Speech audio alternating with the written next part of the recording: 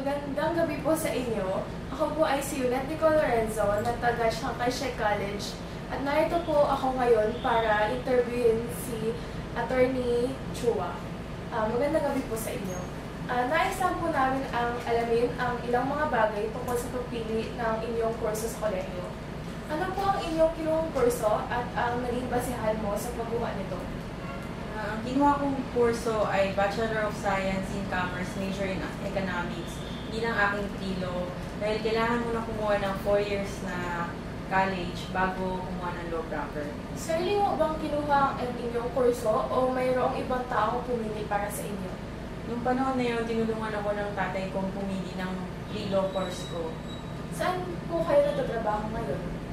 Meron akong sariling law office, Chua and Associates Law Offices. Ikaw po ba ay masaya na ito ang naging trabaho mo ngayon? Oo, dahil meron tong relasyon sa kursong kinuha ko. Noong kayo nasa kolehiyo, sumagi po ba sa inyong isipan ang maging isang madre? Hindi, dahil gusto ko talagang maging abogado dahil yun na yung gusto kong pangarap dati pa. Salamat po sa inyong oras na ibinigay sa amin